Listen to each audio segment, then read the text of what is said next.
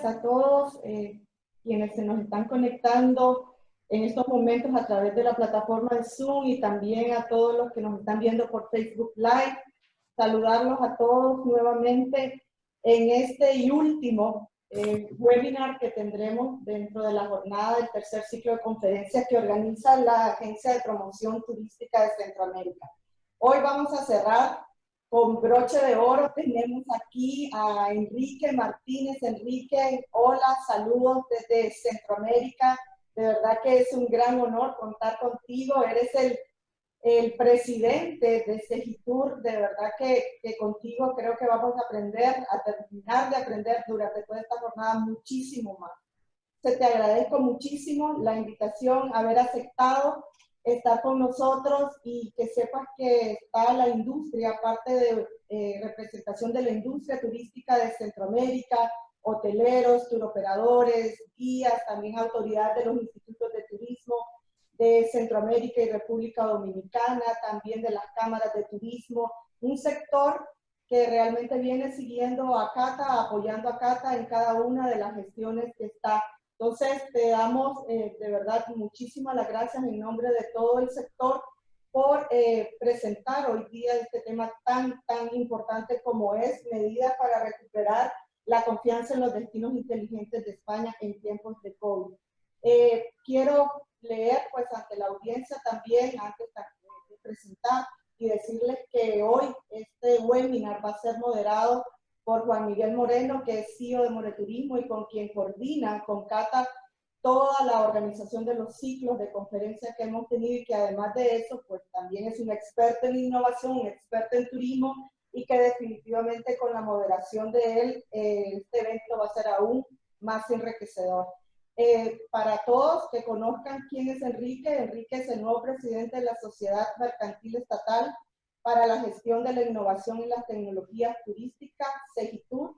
Cuenta con una larga experiencia en los territorios inteligentes, ya que ha desempeñado responsabilidades en ese ámbito, vocal asesor del gabinete de CECIAT, a la vez que ha sido el coordinador del Plan Nacional de Territorios Inteligentes y presidente del Comité Técnico de Normalización 178 de UNE, Ciudades Inteligentes, desde octubre de 2013 a julio 2018. Enrique y Juan Miguel, la audiencia es toda de ustedes y bienvenidos. Muchísimas gracias por apoyar a Cata. Bueno, pues muchísimas gracias, Enrique, que acabas de ser presentado. Y luego hoy tenemos un lujo, porque Enrique en toda su trayectoria siempre ha estado muy ligado, lógicamente, a la innovación, a las comunicaciones, y en esta etapa como presidente de Segitur, para quien no lo sepa, la Secretaría General de Innovación Turística, desde que se funda y forma parte del Estado español, ha cambiado mucho, ha transformado mucho la forma de pensar del sector empresarial y turístico español, convirtiéndolo en un sector eso muy innovador. Él nos va a hablar de ello, pero antes, y unos minutitos antes, voy a decir que hace 5 minutos ha acabado el concurso, que sabéis, de Love Centroamérica, que tenemos en marcha desde el día 2 de marzo, donde habéis estado todos pues, compartiendo en vuestros posts, en vuestras redes sociales, aquellos espacios, aquellos rincones, aquellos secretos de Centroamérica para que el mercado de Europa y Estados Unidos lo conozcan. Bueno, pues deciros que hoy, ahora, antes de que acabe este evento con Enrique, vamos a dar a los 8 ganadores, los 8 premios de 2 noches de hotel que vais a poder disfrutar aquellos que hayáis ganado. Y esto hemos pasado, claro, por toda Centroamérica. Y vamos a recordar ahora, solo para que lo sepáis, aquellos que habéis participado en muchos lugares, a los que vamos a viajar. Aquí están los hoteles, en este orden. Teatra Hoteles de Antigua Guatemala, ahí tenemos el agricultor,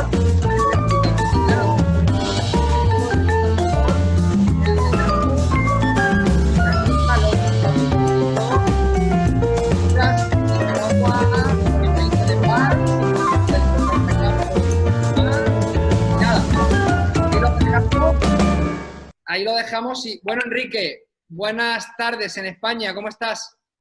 Bien, muchas gracias por la invitación y por la amable, bueno, más que amable, desbordantemente amable la presentación que habéis hecho de mí, ¿no? Bueno, es un lujo. En Centroamérica se escucha hablar mucho de Segitur Segitur, de hecho, ha estado muy presente incluso en los consejos del Sistema de Integración Centroamericano, participando incluso en las reuniones de la Organización Mundial del Turismo. Recuerdo hace poco en Antigua Guatemala, que también participó, sí. Y es una entidad que ha revolucionado la innovación. Pues si quieres, vas a empezar con tu charla, adelántanos para aquellos que no lo sepan, ¿qué hace Segitur? Y luego, la primera pregunta que ya te suelto. Ahora, en este escenario de pandemia espectacular, del COVID, de no viajar, ¿cuál va a ser el peso de la tecnología, Enrique?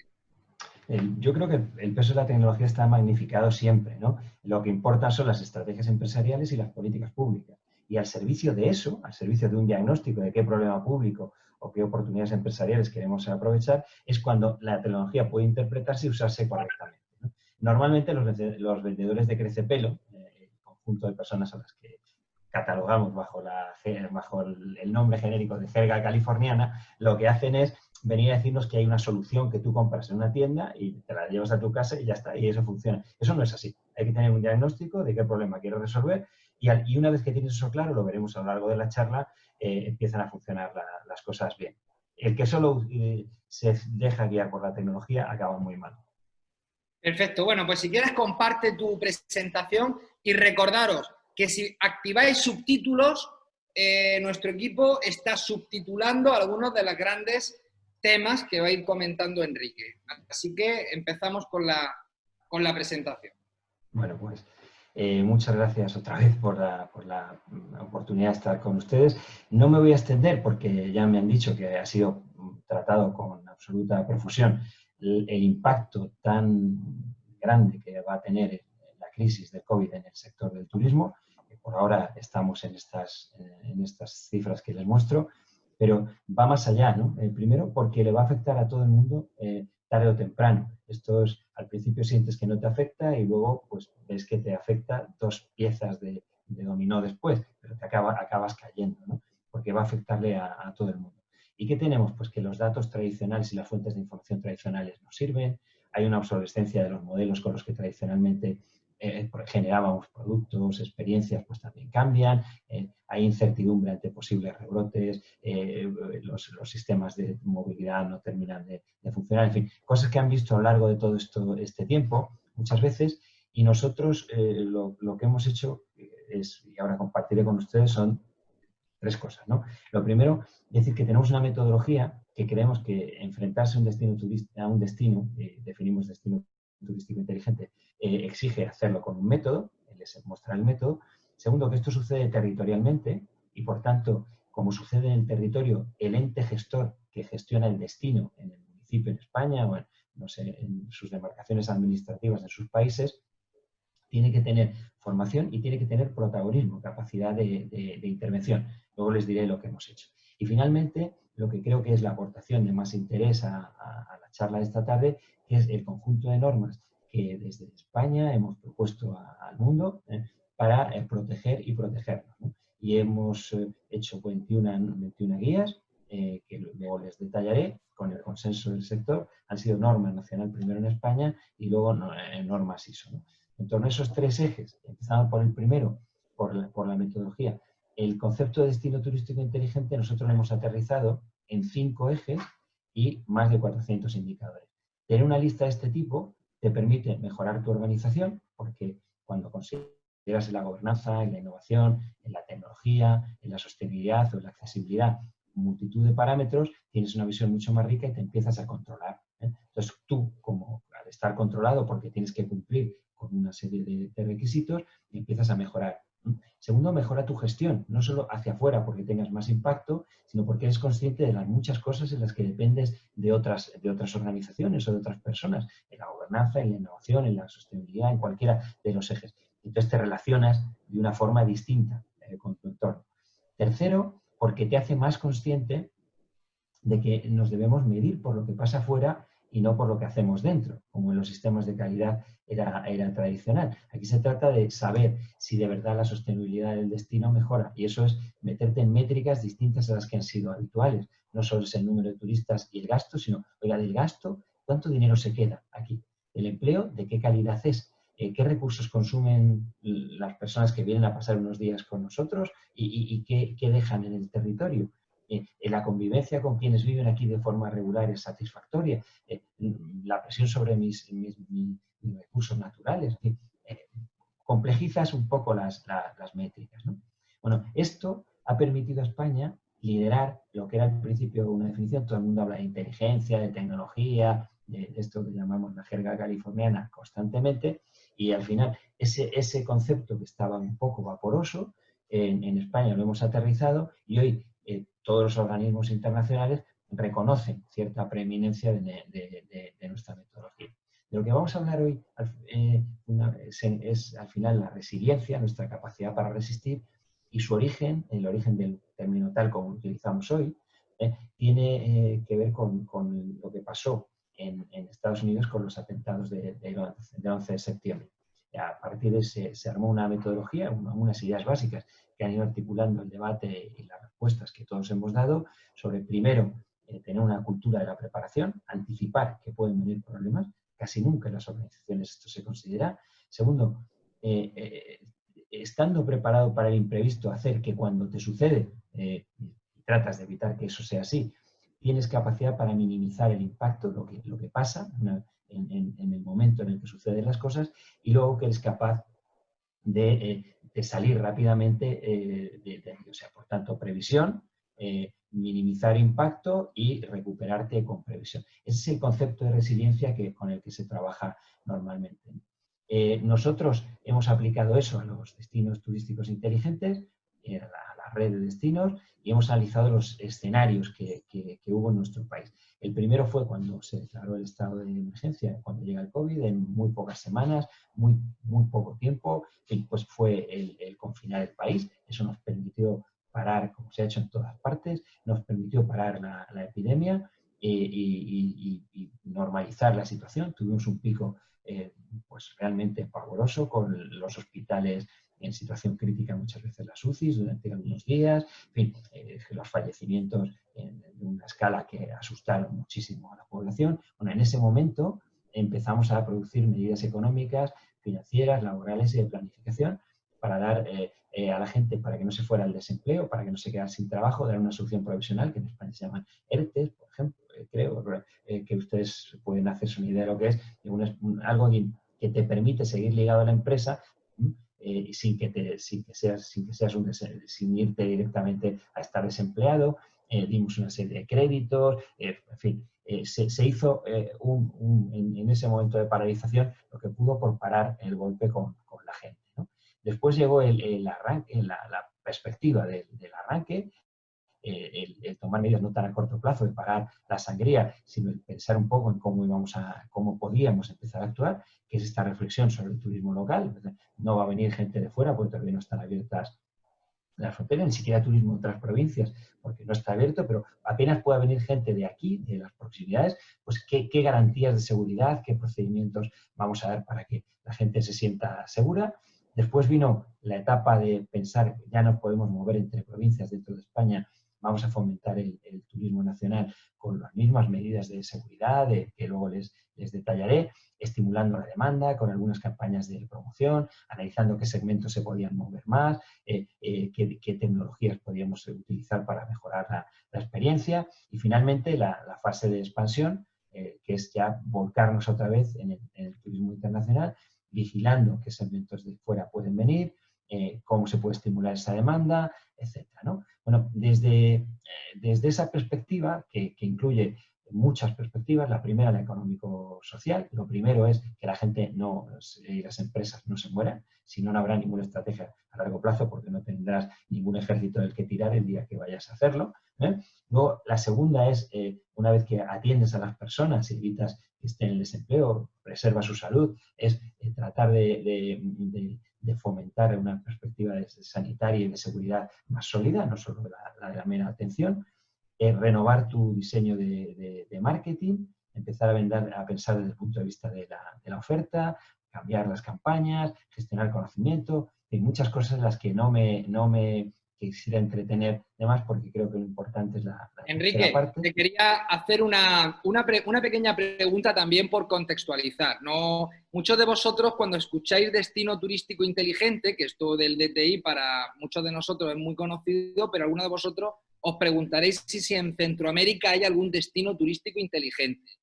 En principio, en Centroamérica no lo hay, pero Segitur está, por ejemplo, creando destinos turísticos inteligentes. Ya se ha creado en Buenos Aires, también en la ciudad del Tequila, en México, y uno de los objetivos de Segitur también es llegar a acuerdos con ciudades en Centroamérica donde se puedan desarrollar, o países donde se pueda desarrollar esto. Mi pregunta es la siguiente, Enrique. Aquí en España hemos pasado de la paralización al arranque. ¿Ahora estaríamos en crecimiento o estamos volviendo al arranque?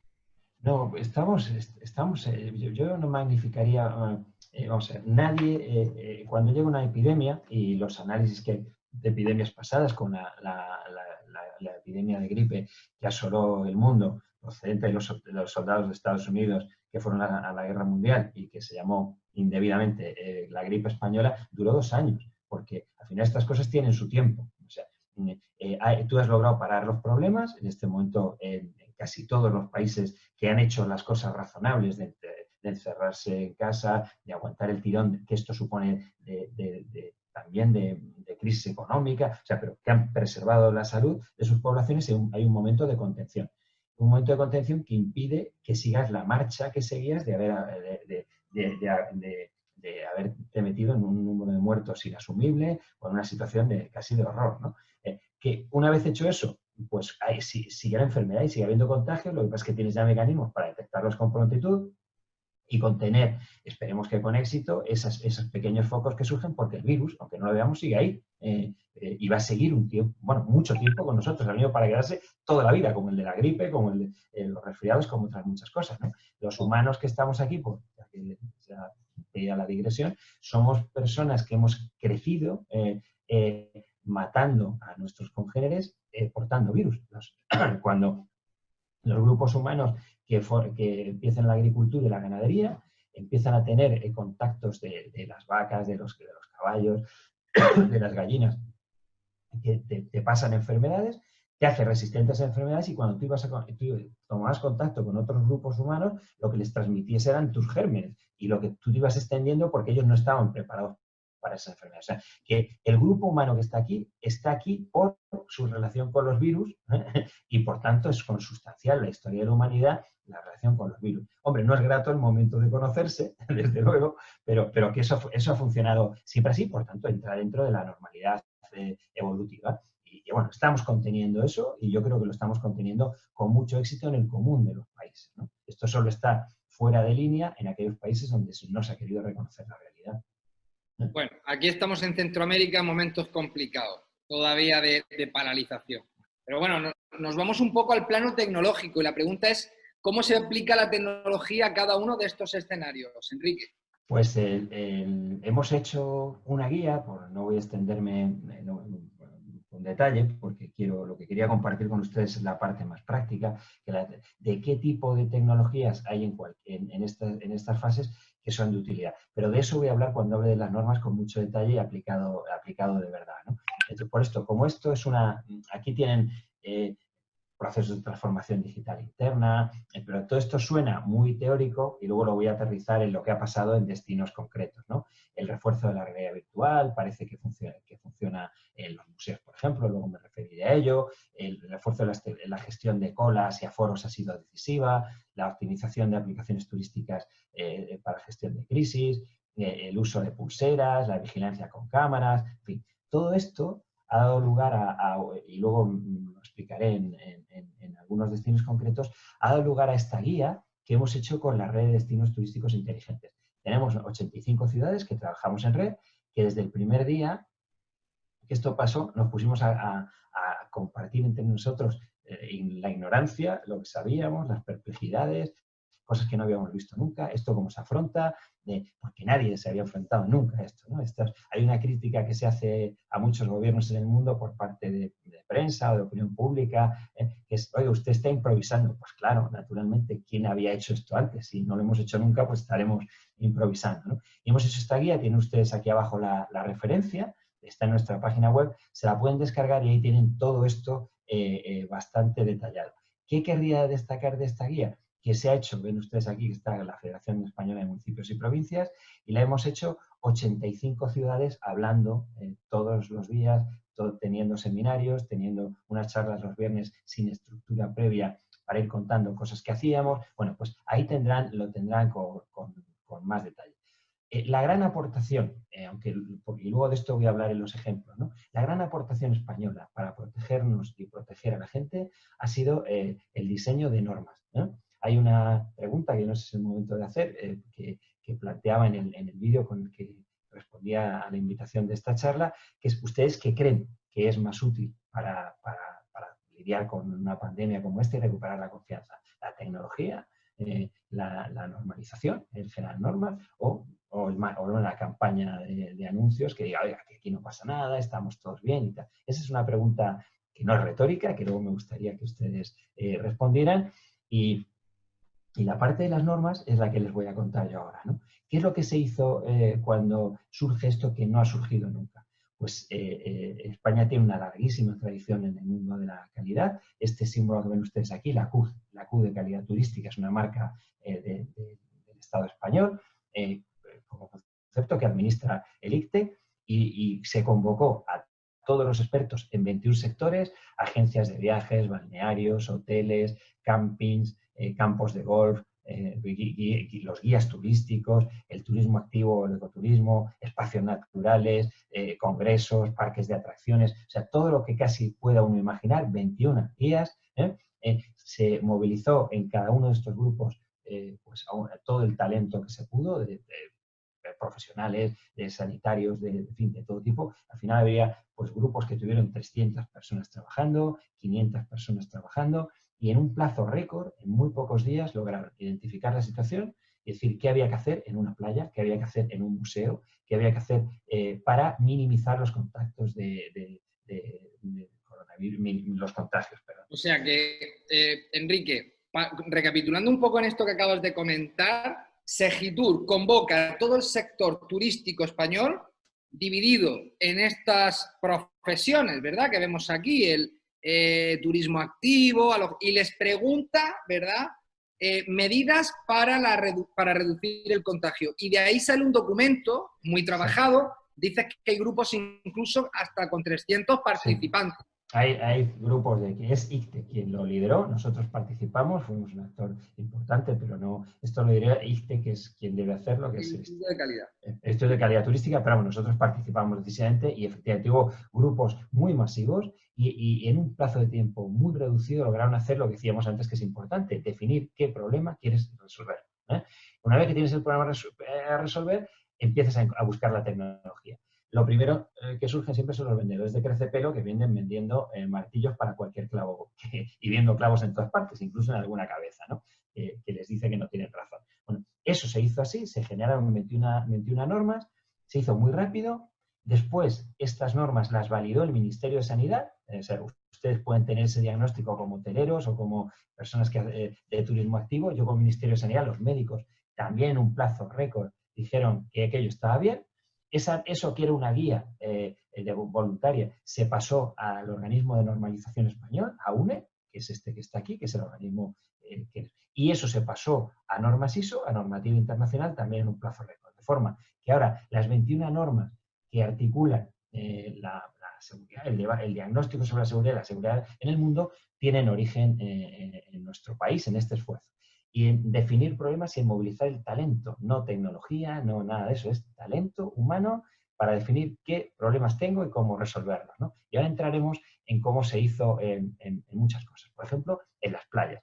Las playas, para empezar, no estaban cartografiadas en nuestro país, ni creo que en ninguno. Pues, por la propia marea, pues, no es un mapa que es aquí empieza, aquí termina la playa. Bueno, se decía que tenemos una cartografía pues un tanto difusa. Hay cientos de tipos de playas, calas grandes, pequeñas, en fin. Todo esto se hace una norma, ahí tienen una fotocopia del índice, y se dice qué es lo que hay que decir, qué es lo que hay que hacer. Al final hay que limitar los accesos y gestionar los accesos a la playa y limitar el número de personas que están allí y el contacto que tienen entre ellos. Bueno, eso ¿Cómo se hace? Pues se parcela, no se parcela, luego lo veremos de muchas formas, pero los elementos esenciales, y una vez más, no tienen nada que ver con la tecnología, sino con el buen juicio de la gente. Los problemas públicos los creamos y los resolvemos las personas. Es con información. Yo sin información no puedo comportarme bien si no sé lo que se espera de mí. Esto está informando correctamente y detalladamente para una situación nueva, apelando a la responsabilidad de las personas y finalmente, sí, con tecnología. Pero no existe, primero, no existe una solución, sino soluciones. En cada playa las cosas son distintas. Muchas tecnologías no son desplegables si usted no tiene una trayectoria previa. O sea, pues usted no puede hacer tener wifi si no tiene las cámaras, si no tiene ya una red puesta allí. O sea, porque si no tiene la fibra o no tiene, es difícil que tenga una red de wifi. Y no puede poner cámaras si no tiene un análisis legal de protección de datos. No puede volar drones si no sabe qué límites hay. O sea, y luego cada tecnología da unas cosas. Wi-Fi es muy bueno para unas cosas, te pinta un mapa, luego veremos algunos ejemplos, que permite conteos, hacer mapas de calor, sistemas de alarma, pero gestionar eso es distinto, ahora lo veremos, ¿no? Las cámaras permiten unas cosas, los drones otras, las aplicaciones de móviles, que luego veremos alguna, permiten otras, pero todas las tecnologías finalmente tienen que tener un soporte. Y ver la segunda crítica a la solución mágica de la tecnología. Hemos dicho, primero, definir el problema. Segundo, una vez que usted tiene Wi-Fi, usted, cuando tenga los mapas, ¿qué hace con los mapas? Si no tiene un CRM para interpretar esos datos y para estudiar esos datos y sacar de ahí conocimiento, usted no tiene nada, ¿no? Y luego, si no tiene varias tecnologías y no puede comparar, puede quedarse con una sola foto y esa foto puede ser errónea, por muy precisa que le parezca. Y lo ideal es combinar tecnologías para decir, si las cámaras Wi-Fi dicen que hay tanta gente de esta forma, se puede gestionar de esta forma, la aplicación me dice que los usuarios han pedido estas cosas, los drones me dicen, no, pues eso lo hace. Y luego, cuando tienes eso claro, vienen las cosas que se hicieron. Pero fue parcelar las playas, es decir, en unas veces fue físico, con unos palos, otras veces como un venidor, que es muy bonito, con unas redes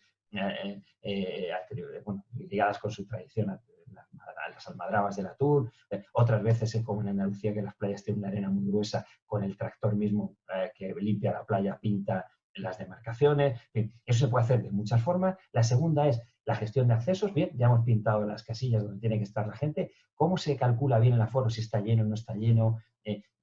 ¿Cómo se entra ahí? Y te das cuenta que la gente que tuvo que ver cómo se hacía eso, pues las tecnologías estaban disponibles ya, porque al final una plaza de aparcamiento es también cuadradita y hay un coche encima o no lo hay. Pues al final, el que tiene eso ya medido y trabajado, pues, y sabes decir fuera del aparcamiento si hay unos sitios, pues tienes las cosas hechas. Hay que reaplicar, pero ¿qué le permite a esa tecnología desplegarse muy rápidamente? Que has definido bien el problema y dices, esto que estaba por ahí sirve. Luego, que tienes que tener en cuenta que no es solo la tecnología, que los clientes son distintos. No es lo mismo un grupo familiar, que tendrás que darle 2 parcelas, media parcela, que grupos, que población vulnerable, que tendrá que estar más cerca o más lejos. O sea, tienes que tener flexibilidad, que es otra cosa que muchas veces los tecnólogos no tienen. Y luego, que como es un tema difícil, porque no estamos acostumbrados a ir a la playa y que te diga, pues puede entrar, tiene entrada, como en el cine no la tiene, pues tiene que haber profesionales tratando con la gente, una vez más personas, para que sepan orientar a esas personas, tomen decisiones en situaciones no previstas, sepan... ¿Y qué oportunidad da esto? Pues muchísimas, porque una vez que tienes los datos, fijaros, del wifi en las playas, tú tienes por primera vez una foto de quiénes son tus clientes como entidad gestora de turística, que hasta ahora no habías tenido. El del hotel sabía quién iba allí, tú no sabías quién iba a la playa ni quiénes eran. O sea, tú empiezas como ente gestora a tener una información, y eso te lo da la tecnología, la capacidad de gestión, ¿no? Bueno, al final todo depende de las personas, de la ciudadanía en el sentido político del término, de los valores que compartimos, del civismo y de la responsabilidad, porque sin eso no hay nada, ¿no? Y toda política pública al final lo que aspira es a ser consciente de un comportamiento o a promover un comportamiento público que es capaz de afrontar una dificultad. Esto mismo lo hicimos, se hizo con la norma de museos y de Enrique, patrimonio. dame solo un segundo, porque en Facebook están escribiendo mucho y antes de que pase, me está escribiendo un tour operador del Salvador. Creo que se llama José Antonio, Cadisi Tours. Y claro, están diciendo, madre mía, qué nivelazo, ¿no? de información que se puede tener desde un destino inteligente y cómo se puede aplicar toda esa tecnología de las que estás comentando que no ha venido muy bien para ver playas y ahora las va a aplicar también a museos. Pero la pregunta que dice es, ¿qué es lo que debe de cumplir un destino para poder entrar en la categoría de destino turístico inteligente? Así Pues si pudieras concretar un poco. Con la metodología que hemos señalado antes, lo que pasa es que hoy no venía a vender destinos turísticos inteligentes, si me permites la broma, sino hablar de otra cosa, pero nosotros lanzamos una metodología, contra esa metodología se validan los entes gestores de turismo, los municipios, a veces las comarcas, ¿no? Que lo hacen a veces una diputación provincial, que es lo que agrega todos los municipios de una provincia, y te haces un informe de autoevaluación, lo haces con nosotros, te hacemos un informe de qué cosas tienes que mejorar y al cabo de un año vamos por ahí otra vez a ver cómo lo tienes y empieza el ciclo. Y ya tú te certificas si quieres fuera, ¿eh? Pero el acceso a la categoría de destino turístico inteligente está por pasar por ese método que te obliga a revisar pues, tus procedimientos, tu relación con el entorno, tu relación con las pymes de tu territorio, etc. La presentación la vais a tener disponible y aquel destino, oye, que se anima, que quiere convertirse en un destino turístico inteligente, le damos el contacto de Enrique y nada más que llamarlo. Oye, Enrique, queremos el destino turístico inteligente. Y ellos os dan la información para que hagáis un autocuestionario y veáis si podéis o no, ¿vale? Seguro que puede, todo el mundo puede, todo el mundo puede, ¿eh? Bueno, pues en el caso de los museos y el patrimonio histórico pasó lo mismo. Al principio hubo un horror ante una situación desconocida. La gente se puso a echar agua oxigenada diluida a las estatuas, que es abrasivo, ¿no? Porque tenía miedo, pero hay gente que desinfectaba libros, bueno, atrocidades, ¿no? Bueno, ¿qué hace la norma de museos y patrimonio histórico? ¿Qué productos se usan y qué productos no se usan? No haga burradas, si el virus se muere en 24 horas, 48 horas, 20 días, según no sé quién, en el peor de los casos, pues un libro basta con aislarlo y se muere solo, no se preocupe. Si los museos van a estar cerrados allí, ¿qué va a haber? Si no hay nadie los virus viven en las personas, no en las cosas. Bueno, aparte de poner el pie un poco en pared con algunas cosas raras, procesos de desinfección y restauración bastante raros, digo, ¿cómo protegemos a los trabajadores que van a estar en contacto con el público y tienes que rediseñar tus procesos, guardar distancias, utilizar máscaras, utilizar geles, tienes, en fin, ¿cómo viene la gente aquí? Pues aforos reducidos, tienes que ir por un sitio, no por otro. Tal. Entonces, cuando te encuentras con que tienes tus trabajadores con unos condicionantes que hacen que tengan que echarle muchas más horas y al final tienes de hecho menos trabajadores aunque tengan los mismos porque los procedimientos al principio son más complicados y ahí tienes una limitación que con el tiempo, luego lo veremos en alguno de los ejemplos, eso se solventa, pero al principio un procedimiento nuevo provoca una cierta ralentización. Y segundo, tienes menos personas entrando porque tienes límites de aforo. Entonces, los museos se plantean qué tengo que hacer. Bueno, pues tiene usted ya la norma de qué cosas tiene que hacer, de cómo organizar los procesos. Todas las normas son públicas y puede acceder cualquiera de ustedes a ellas. Y luego se plantea cuál es la estrategia. Pues si va a venir menos personas, ¿yo qué tengo que hacer? Virtualizar mis colecciones. Y eso no es simplemente hacer una foto y ponerlo en Internet, sino qué producto voy a generar con esto. Y segundo lugar, ya que vienen menos, voy a tratarlos con más intensidad, voy a tratarlos mejor. Voy a enseñarles con más detalle todos los profesionales que tengo en el museo. Por primera vez van a poder dedicarle tiempo a un visitante y contarle con más detalle un cuadro, una estatua, un libro, lo que sea. Bueno, pues esas cosas de mejorar la atención, hacer grupos más reducidos y lo de virtualizar, pues son dos estrategias que han ido funcionando por ahí. Pero la solución tecnológica de virtualizar, viene, primero se complementa con que no tiene nada que ver con la atención personal más intensa también, sea como mucho la mitad de las cosas que se hacen, y luego que viene después de la definición del problema, ¿no?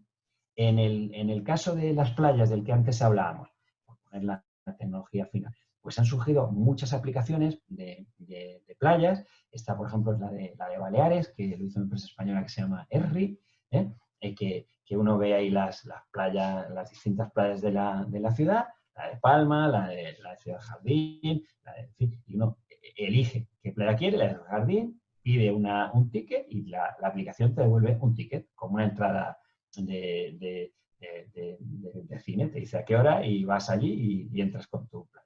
Esta otra, que es una empresa de Málaga, que se llama Gecor, hace lo mismo.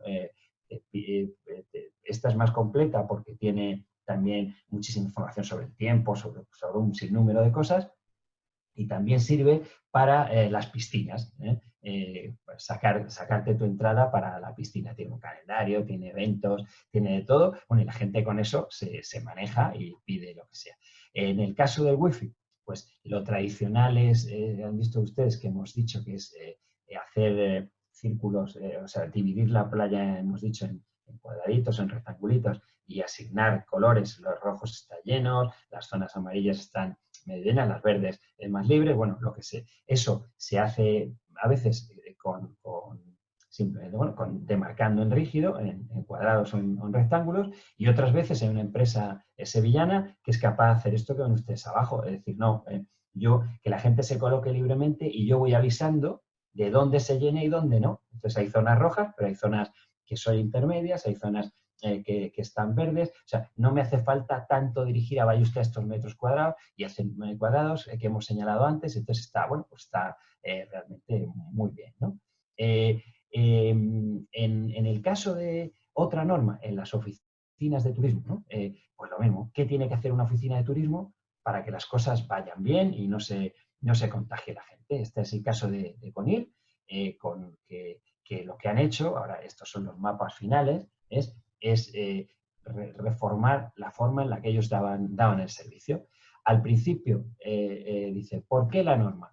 Porque una norma da certeza y seguridad en mis procesos, da certeza a mis trabajadores, da certeza a mis clientes y sobre todo me libra responsabilidad. Si yo contra una norma validada por el Ministerio de Sanidad, sometida a un escrutinio público y hecha con todos los mejores expertos del país y convertida en norma internacional, yo la aplico y algo sale mal, yo he hecho todo lo que era humanamente posible o a la luz del conocimiento disponible era posible para que las cosas pasaran bien. Por tanto, yo he sido una persona o una institución responsable.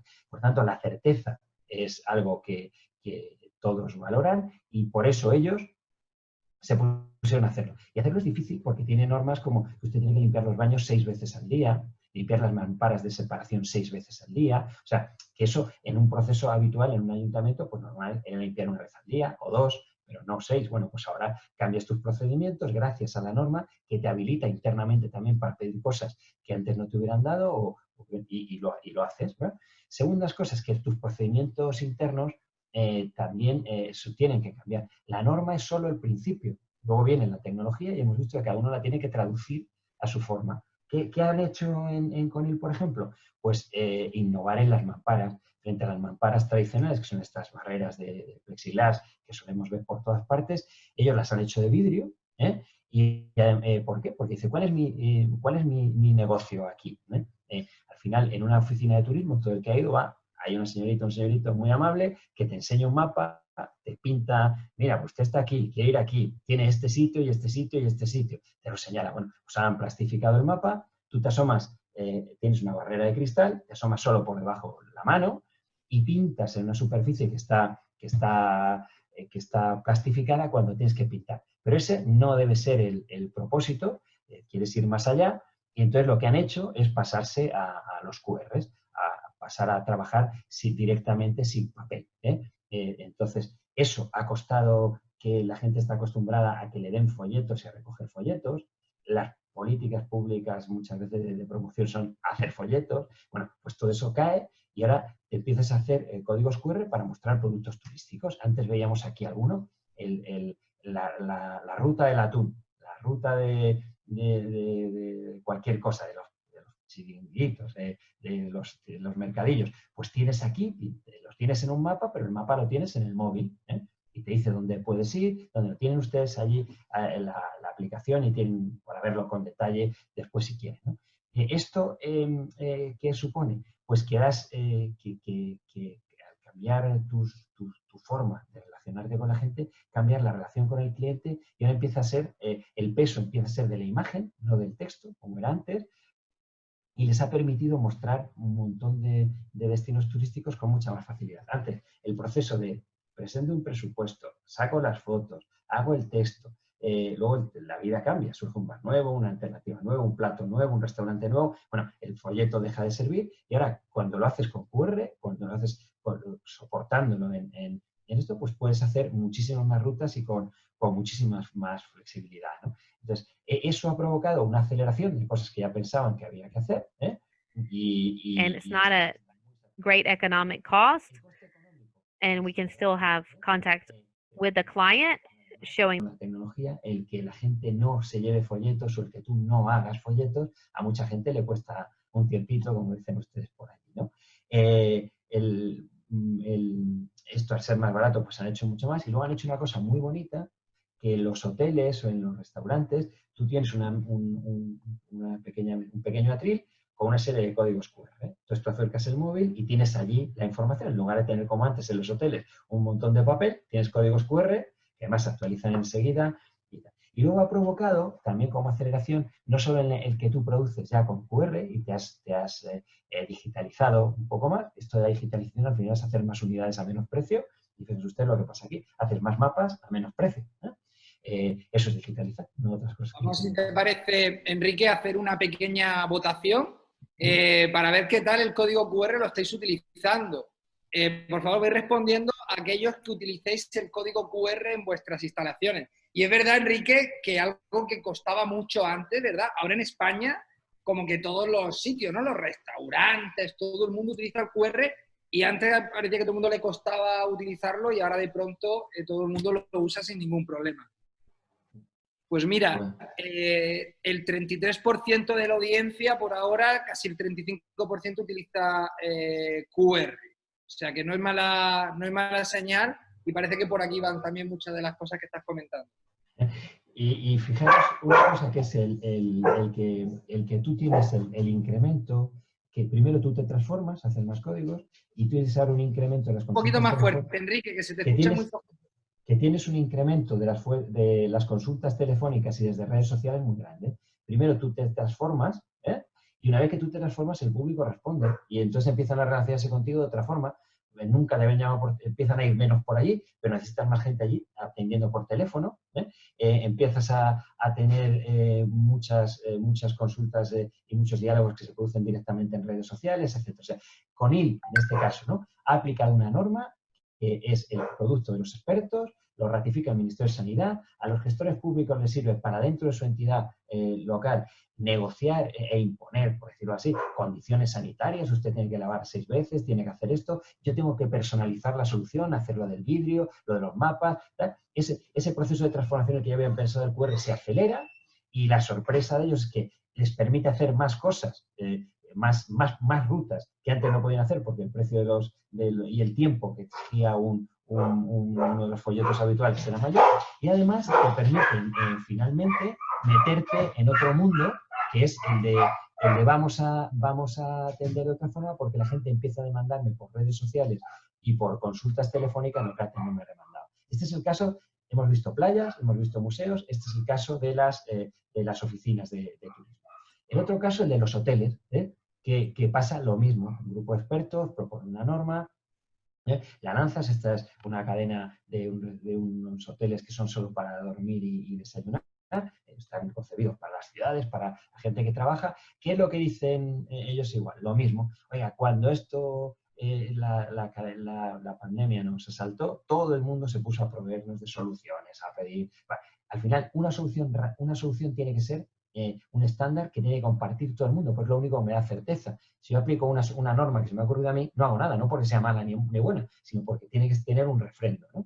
Bueno, igual que en los casos les permite acelerar procesos y hacer algunas cosas nuevas que antes no hacían, han tenido un coste bajo también, les han hecho terminar de escribir procesos en los que ya estaban, al final la sensación que dicen, ¿qué es lo más importante? Que yo me he transformado en cosas que ya creía que debía hacer, lo he hecho más rápido. Y segundo, ¿valoran el sello los clientes? No, ni lo distinguen. Esto lo valoro cuando lo vendo en el mercado porque la gente que compra masivamente sí lo necesita. Pero a mis clientes, ¿qué les da tranquilidad? Pues no el sello, que no saben lo que es, sino el que me ven limpiar más, el que ven que tengo una cámara, sirva para lo que sirva, que mide la temperatura de la gente. Empiezas a hacer entonces, de cara a tus dos públicos, que son los intermediarios que te compran masivamente, y a los clientes, tienes dos tipos de relación, y eso es lo que ha funcionado bastante bien aquí. Tenéis aquí la referencia de la norma, que son todas gratuitas. Otra referencia, en el caso de los hospitales, de los restaurantes, la primera cadena que en España se certificó que es lo mismo. ¿Qué dificultades tuvieron los restaurantes? Que estábamos cerrados, recuerden la primera fase, y conseguir los productos, mascarillas, guantes, etcétera, pues era muy difícil. Entonces, lo difícil fue conseguir eso, pero luego la norma en sí es muy fácil de implantar y dice cosas muy razonables que forman parte de tu ADN. A veces las hacías sin saberlo, otras pensabas que debías hacerlo y no lo hacías, resultó fácil. Y el público está respetando las normas y entendiendo que deben respetarse. La certificación, una vez más, es un argumento de venta. Las grandes cadenas que distribuyen tu producto, tus restaurantes por ahí, pues turoperadores, grandes cuentas, etcétera. El cliente, una vez más, no valora el sello, pues no tiene por qué saber que es un sello de calidad como tal. Y luego que no ha sido muy caro. Y también ha sido una experiencia muy bonita la que hemos tenido en restaurantes. Y luego en destinos públicos, cuando esto se aplica no a playas, no a restaurantes, no a hoteles, sino se aplica a la totalidad de un destino, verán ustedes que entroncamos con la lógica con la que antes nos familiarizamos, el prevenir, el hacer que te impacte lo mínimo y recuperarte pronto, ¿no? ¿Qué se encuentra alguien cuando tiene un destino? Esto no es que hay hoteles que están preparados, restaurantes que están preparados, restaurantes que no. El grueso del turismo en todos los países, hay mucho peso de pymes, de pequeños restaurantes, de guías, etcétera. Bueno, pues esto está poco digitalizado. Tienes que ver cómo haces una plataforma común que les permita tener servicios. Hay una falta de integración entre las pymes y el destino. O sea, tú como gestor público no estás bien relacionado siempre con tus pymes. Hay una falta de herramientas de datos abiertos para que las pymes tengan información. En fin, hay una serie de problemas que ellos resolvieron con este esquema que les presento a ustedes de cómo generar.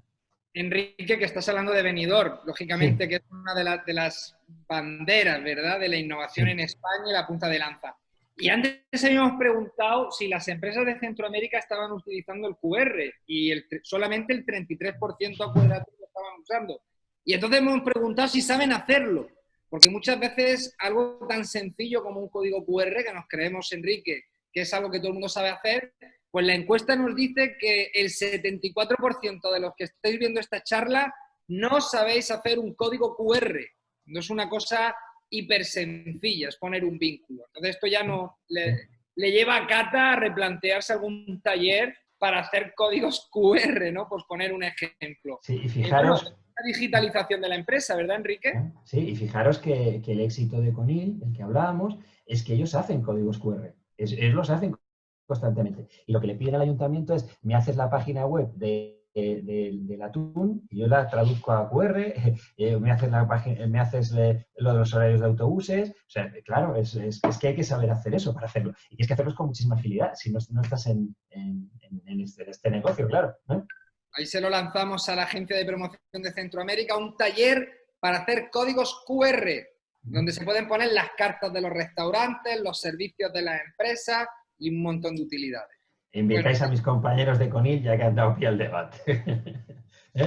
Bueno, en el caso del destino, lo primero que te planteas una vez más, ¿qué problema quiero resolver? Quiero generar confianza entre turistas y residentes. Mi producto es ese, no la tecnología. Todos los vendedores de Crecepelo empiezan vendiéndote máquinas o vendiéndote cajas de software, pero nadie resuelve nada.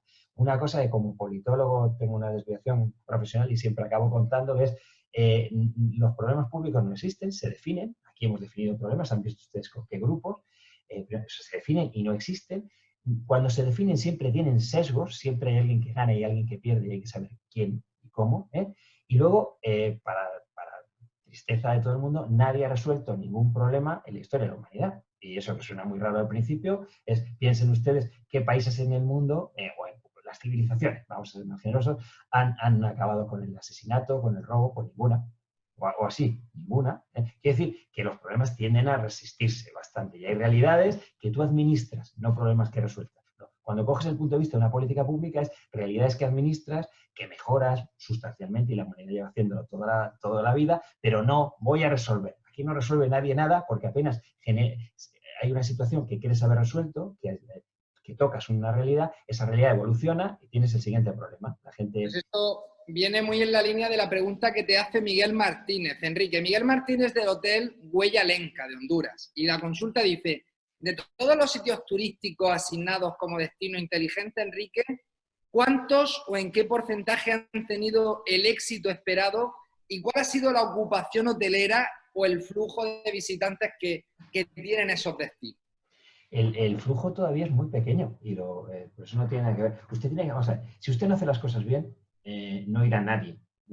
Y con esto que estamos haciendo las cosas muy bien, para romper lo que es lo principal, y viene la pregunta del principio, que espero que respondamos. ¿Con qué se combate esto? ¿Con una campaña de marketing? ¿Haciendo anuncios? No. Con tecnología, no. Usted compra una caja Innorso, nada. Esto se resuelve identificando el problema y garantizando en lo que razonablemente se puede garantizar que las posibilidades de contagio son menores. ¿De acuerdo? El miedo de las personas que pueden tener a viajar o a venir aquí, ¿se va por completo a conjurar con esto? Pues no. No, cualquiera que diga eso está mintiendo. Lo que haces es mejorar respecto a que si no hubieras hecho nada. ¿Cuánto? Pues es un contrafáctico. No sabemos cuánto hubiera mejorado. Las cosas son una realidad que no ha pasado nunca. Y luego, que el turismo durante un tiempo va a estar ralentizado porque no hay aviones. Yo ahora voy al norte de España a un proyecto que tenemos allí para medir gastos de agua, de energía, y hacerlo no como se hace siempre en conjunto, sino ver qué patrones de gasto tienen los bares, los restaurantes, los hoteles y las segundas residencias, para con eso poder promover políticas de ahorro, ¿no? Bueno, voy a ese sitio del norte de España, no hay trenes apenas. Oiga, es que no es ya solo la voluntad de ir, es que luego los medios, todo esto se ha reducido, hay un proceso de reducción. Por tanto, el éxito no está en las métricas del pasado. ¿Yo puedo abrir el hotel sin garantizar la seguridad de mis trabajadores y a quienes vienen? No. Y para eso tiene usted una solución. ¿Eso garantiza que voy a llenar? No. Es que usted no va a llenar, porque hay una crisis y usted no va a llenar. ¿Qué gente que está teniendo éxito la gente? Sí. Y sujeto constantemente a las amenazas, por ejemplo, de conductas irresponsables de ciudadanos y de conductas irresponsables y mentirosas de medios de comunicación, que dicen que sacan playas que no son ni siquiera de esa localidad, diciendo que hay un problema, pues porque les gusta más el escándalo que a otros, por fin. O sea, que son dos realidades que no tienen nada que ver, ¿no? Por tanto, esto hay que hacerlo porque hay que hacerlo. Otra pregunta muy importante, y la comentaba Quique Sarasola en el anterior webinar, ¿verdad? Que decía Quique que la región del mundo que consiguiera crear una norma homogénea para un grupo de países sería el primero en el mundo que lo haría, que la Unión Europea había tenido la oportunidad de haber creado una normativa buena y válida para todos los países, sin embargo, cada país pues tiene la suya. Y apuntaba a que Centroamérica debería de reunirse los 7 ministros de turismo más República Dominicana y concretar en una norma que fuera homogénea, así como la que ha hecho el Instituto de Calidad Turística de España, que fuera homogénea para la región. Tú, con la experiencia que tienes, y Sergitú, que ha participado en toda esta norma del Instituto de Calidad Turística, ¿tú verías viable que se pudiera hacer una norma para toda la región de Centroamérica con la experiencia que tú actualmente tienes? ¿Crees que sería posible? Es que es el camino. O sea, de lo que él se referiría probablemente es a las decisiones sobre movilidad, sobre si se mueven los aviones, no se mueven, si abre la frontera, no la abre. Supongo que estaría en ese ámbito hablando, ¿no? Y homogeneidad para el sector hotelero, para el sector de transporte, para que todos los países tengan las mismas normas. La homogeneidad está aquí, o sea, la posibilidad está aquí porque hay definidas normas. Usted no tiene más que rehacerlas, someterlas a sus organismos, a sus propios ministerios de sanidad, en fin, tener su propio camino, ¿no? Pero esto, siendo normas ISO, son de directa aplicación. El tema es, una vez más, la norma, como la tecnología, no es el final de un proceso. Como el marketing, el anuncio en la televisión, es el final de un proceso de investigación. Usted tiene aquí una base, puede mejorarla o puede, sobre todo, aterrizarla. Fijaros que con IL, que todo el mundo lo primero que ha hecho es aterrizar las normas en su propia realidad y a veces un poquito más allá, etc., ¿no? Pero esta es una base excelente para diseñar lo que es diseñar ese esquema.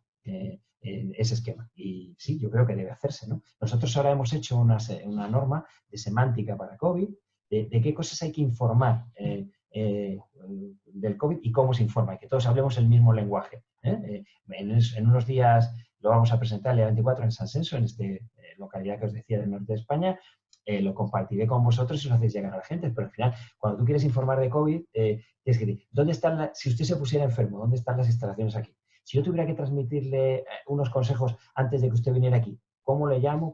Si aquí tengo una alarma que transmitirle o un comportamiento que indicarle, ¿cómo lo hago? Y al final son 5 ejes, no son grandes complejos. Pero haciéndolo todo el mundo igual, tú garantices que todos los móviles, todas las páginas web, todo el mundo lo puede hacer igual. Ya lo compartiré con vosotros en unos días.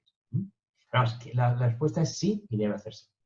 Debe hacerse. Bueno, pues se lo diremos al Sistema de Integración Centroamericana, al SICA, y que te pregunten a ti, si que has participado No sé, no sé, en todo esto. pero Y que... estaremos encantados.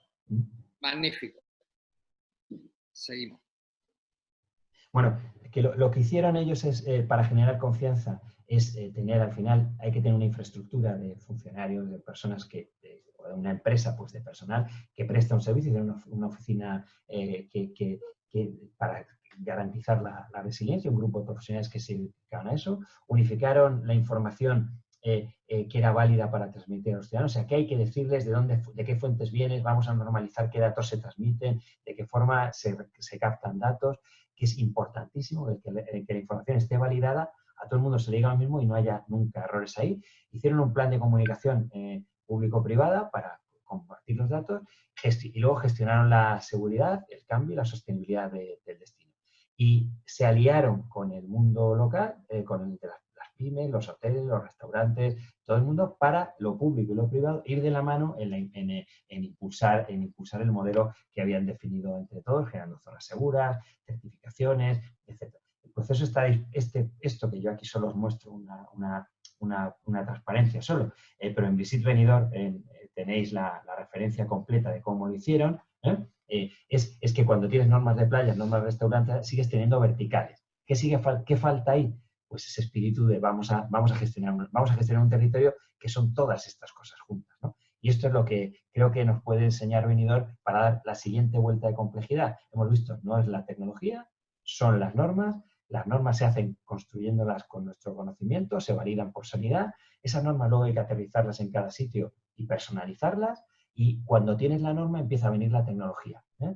La tecnología por sí misma no supone siempre el final del proceso, porque recordad que en playas, una vez que tenías todos los datos, si no tenías una estructura de aprovechamiento de esos muchos datos que generas, al final no tenías tampoco nada, que muchas de estas tecnologías además ya estaban disponibles y era reutilizarlas simplemente. Bueno, hemos visto cómo se ha hecho en varios sectores y al final del proceso y todo esto, una vez más, sucede en un territorio. Tuve al principio los entes gestores. Y el ente gestor tiene que gestionar todo y las relaciones entre todos, que es lo más importante, ser un conector de lo público, de lo privado, un movilizador de responsabilidad, un generador de información. Recordad que al principio de las playas decíamos, lo importante es que exista buena información y que se fomente la responsabilidad. Y luego, que cuando tienes la playa parcelada, tienes todo hecho, la tecnología desplegada y todo, tiene que haber una persona en la puerta de la playa, por así decirlo, que lidie con situaciones nuevas con criterio de persona y no de máquina, ¿no? Y estas cosas las hemos reflexionado en lo primero que os contaba, que era la red de destinos turísticos inteligentes.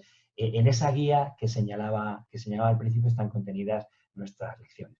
Al final tienes una vez más que hacer tres cosas: redefinirte tú como ente gestor. Recordáis que la oficina se había redefinido, el museo se había redefinido, la playa se ha redefinido.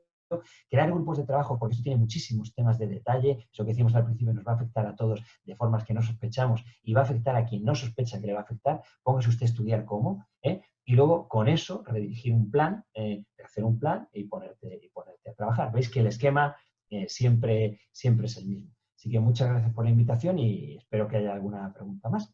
Buenísimo, sí, hay muchísimas preguntas. Nos hemos quedado al final viendo un poquito ya partes como más internas de destino.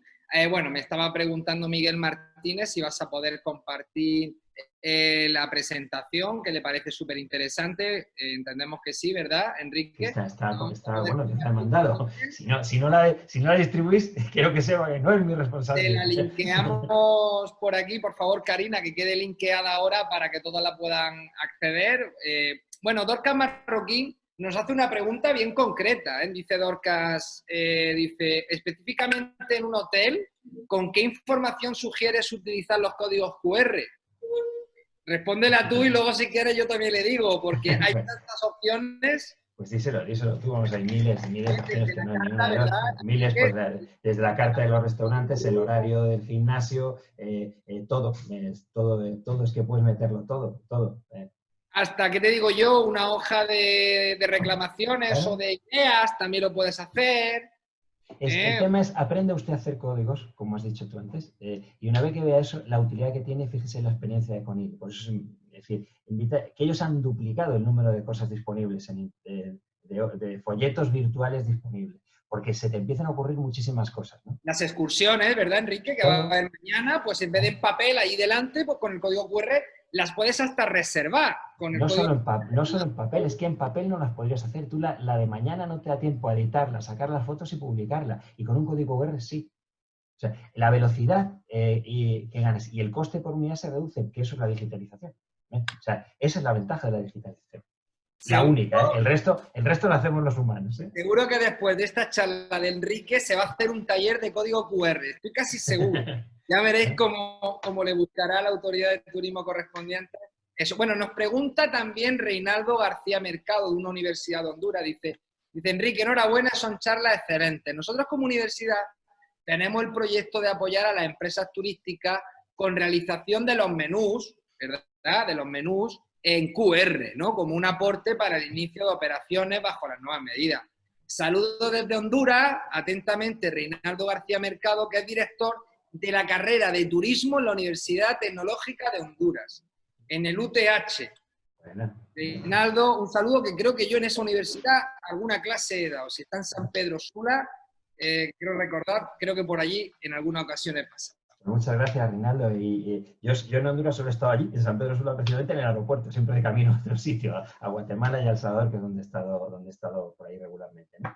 Bueno, pues Enrique, también te pregunta Tatiana Gomar, que está en Guatemala, ¿vale? Dice, Enrique, en Guatemala no estábamos a la altura de herramientas digitales y con esta pandemia ha surgido una necesidad repentina. Yo trabajo en marketing digital y me he topado con que esperan que la digitalización de resultados sean mágicos de un día para otro. Es que, bueno, el problema es del sector, porque el sector durante mucho tiempo ha vendido ese tipo de mentiras. Claro, y como somos víctimas de haber dicho que resolvíamos problemas, no. El problema lo resuelve usted, ella sabrá mejor que yo, que el anuncio es el final de un proceso. Si usted no tiene un diagnóstico, no tiene claro cuál es su posicionamiento, no tiene claro cuál es su segmentación, no tiene claro cuál es su llegada. Si usted no tiene el plan de marketing hecho y hace anuncios, que es lo que hacen muchas malas empresas de marketing, pues lo está haciendo mal. Pero es que luego muchos de los que compran anuncios. A mí me resulta fascinante cuando un tipo lo que compra es el anuncio final. Oiga, no, pues deme el diagnóstico. ¿Qué es lo que pasa aquí? ¿A quién quiero que venga? ¿Por qué? ¿Dónde va a ir? ¿Quién? Bueno, o sea que ese tipo de clientes, malos clientes que compran anuncios, son los tipos que te exigen soluciones. Eso hay que decirles lo de ninguna civilización acaba con el asesinato. Bueno, ahí está Tatiana, además, comenta, y muy interesante, dice, esto ya va para SICA. Dice, es importante que SICA pueda apoyar con el proceso correcto el uso de activos digitales y el proceso que esto conlleva. Así que ahí queda, Tatiana, ese comentario. Aquí teníamos un espectador anónimo que preguntaba al inicio, decía, ¿cómo un museo, Enrique, que es un espacio muy reducido, imagínate que hay varias agencias que desean programar la visita al museo? ¿Cómo manejamos esta situación? ¿Por medio de citas? ¿Cómo lo hacemos? Los sistemas de gestión de colas, pues de gestión de aforo. Pues tú tienes al final un aforo reducido, tienes que repartir las entradas que tienes, ya está. Es que es tan sencillo como no piense nadie que todo el mundo va a volver a ir a los sitios en un tiempo largo, como iba antes. Ahora, en las discotecas en Madrid, por ejemplo, pues la gente baila en los grupos de amigos que van juntos. No hay una pista para todos como antes, o sea, que el mundo va a cambiar y los museos pues van grupos más reducidos, si van varios pues habrá que ponerse en cola, ya está. Y precisamente como no puede ir todo el mundo es por lo que dices, pues virtualizo y doy mejor atención a quienes vengan de otra forma y me redefino como museo. Muy bien. Bueno, por aquí tenemos a Miguel, que dice que le ha encantado los webinars en las 3 temporadas, pues muchas gracias, Miguel. Dice Patricia Cortés, que no sé exactamente de dónde, dice, sí que sería bueno que nos den parámetros de cómo elaborar códigos QR. Sería interesante un webinar. Te lo está lanzando a Cata.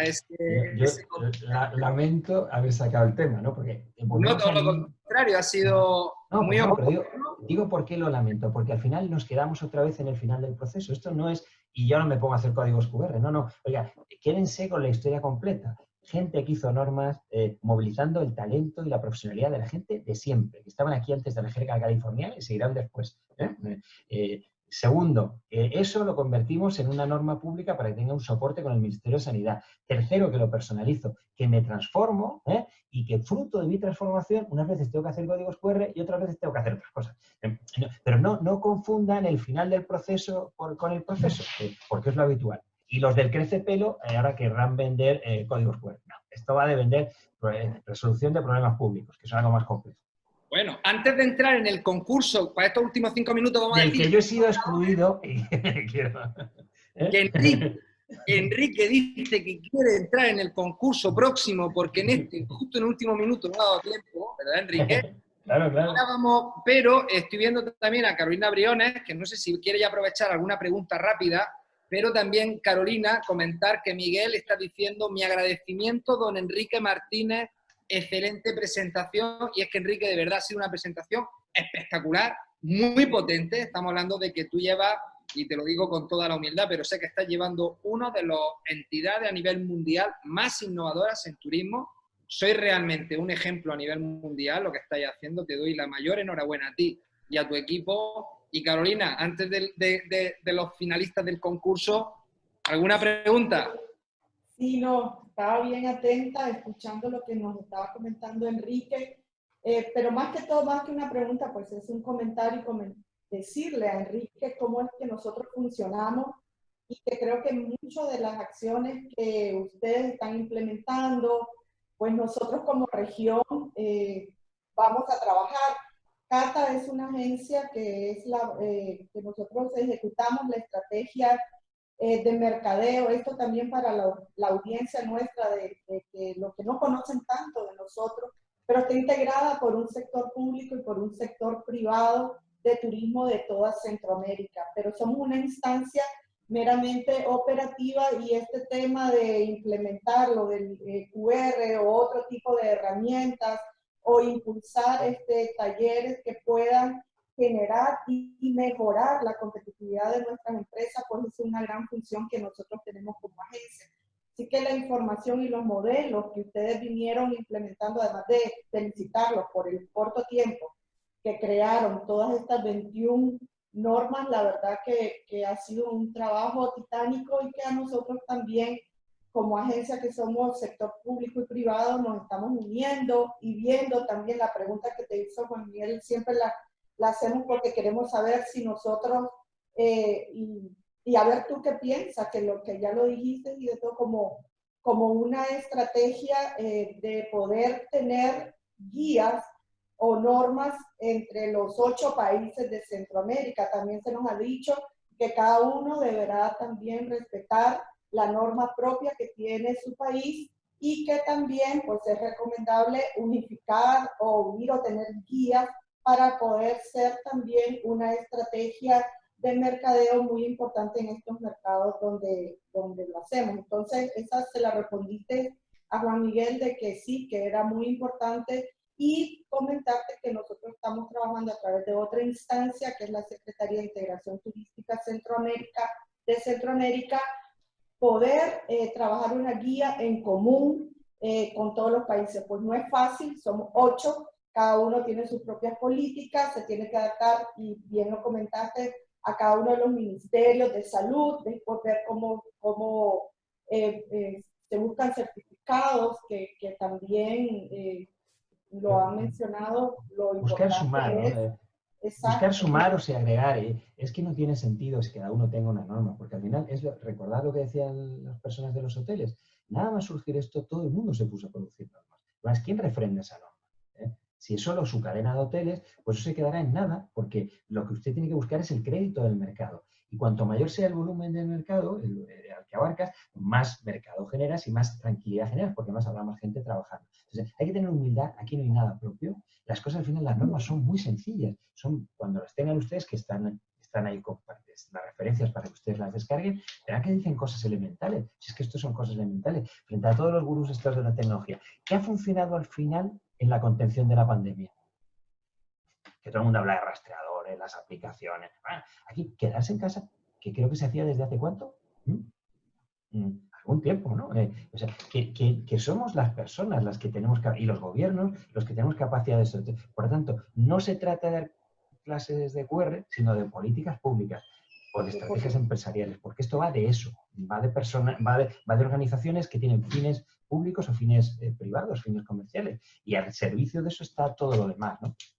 Y nosotros como organizaciones, Enrique, que somos entidades que integran un sector público y privado, pues tienes esa gran oportunidad de poder hacer estos trabajos en conjunto que puedan ayudar mucho más a través de planteamientos también públicos y planteamientos privados. Entonces, en eso es lo que nosotros, pues, casualmente estamos, y la verdad que muy interesante, pues, las recomendaciones que nos das. Contad con nosotros para lo que queráis. Sí. ¿Será que te estaremos contactando próximamente? Muy bien.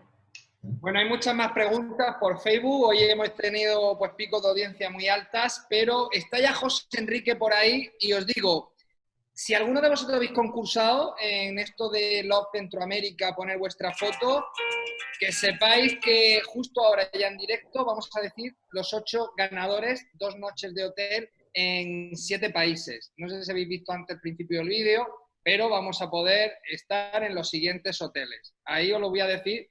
También daros las gracias a los empresarios que habéis implicado.